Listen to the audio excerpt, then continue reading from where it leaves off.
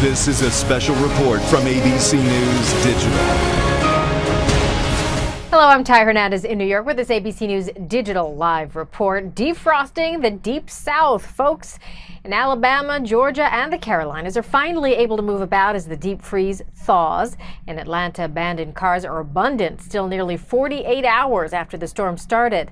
The roads were impossible to drive on because of ice and snow. A lot of people ran out of gas. They simply got out and walked.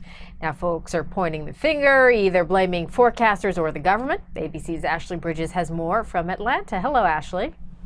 Hi, Ty. As you can see, the snow behind me may not look like a lot by New York standards, but it did shut the city down. And since you can't blame the snow, the people who were gridlocked, the kids who had to sleep at their schools, and the commuters who had to get out of those cars, they want to know who really is responsible for this. Is it the forecasters or is it their government?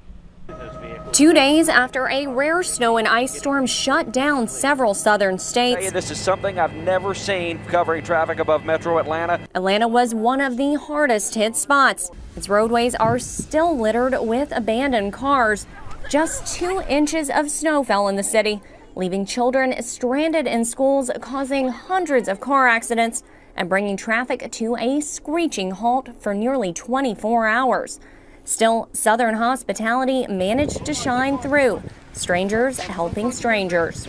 We brought her some soup, and then we said, you just got to come spend the night with us. And the National Guard handed out food to commuters who were stuck in that standstill. It's just basic nutrition. That's what your soldiers are eating out in Afghanistan when they're out on patrols. But now those who were trapped in that gridlock want to know who was responsible for their traffic nightmare. I've been on the road for 16 hours. Someone needs to be held accountable. Authorities are blaming weather forecasters for being caught off guard. Most of the forecast anticipated that the city of Atlanta would only have a mild dusting or a very small accumulation, if any. Atlanta's mayor even had a testy exchange on CNN. It's easy for you to say from your anchor seat. The fact no, I was out stuck in the traffic. The Weather Service said, don't blame us. The National Weather Service saying they were 2 days in advance and they appropriately issued a series of outlooks, watches, and warnings. And a lot of forecasters have actually come together to say, look, we're sorry that those buses had a hard time getting kids home, but don't throw us under the bus for it. And everybody is happy to hear the upcoming forecast for the weekend. It's supposed to actually climb up into the 60s. So the snow you see behind me and that dangerous black ice that's still out on the roadways, all this should be gone by the weekend. Ty?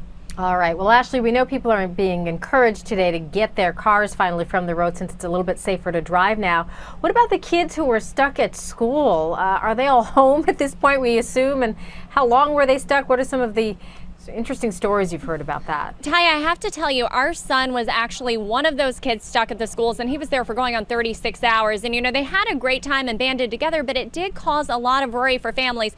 Thankfully, Atlanta kids, the whole metro, those kids got home last night. But if you look over to Alabama, some of those kids actually had to spend a second night in school because of the back of the traffic and the condition of those roadways. Oh, boy. Well, what a scene. What a story. Ashley Bridges, thank you so much for joining us. Thanks, from Mike. Atlanta. All right, well, now we're going to get a little bit more information on the deep chill, how long it's going to linger in the south. We heard from Ashley that there is relief on the way, but let's bring in AccuWeather's Marja Martinez for the bigger picture. Marja, the south is going to warm up finally. It's already starting, but where's that cold going? Is it moving up north? Well, actually, temperatures are still quite frigid across the eastern United States. In Montgomery, it's 35 degrees right now. Definitely not used to this weather in Tampa Bay. I'm from there. I'm not used to 46 degrees.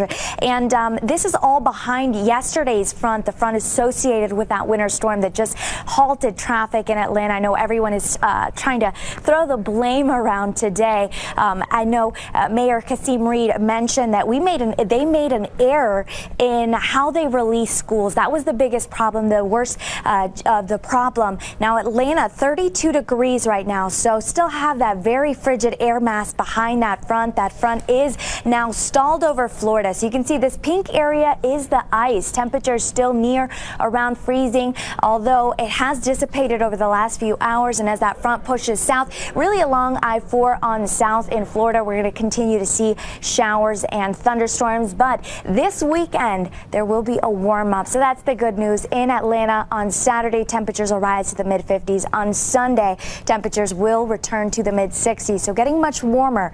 Now, if I can go ahead and give you a picture of what's going on across the rest of the United States. In the southwest, we actually have a storm system in the northwest. It's trailing a cold front across the Sierra Nevada, and that's going to aid with the extreme drought they have right now in California, around Reno, and in the higher elevations of the Sierra Nevada. We're going to pick up to 2 feet of snow. That is excellent news because as that snow melts, it helps with the reservoir levels.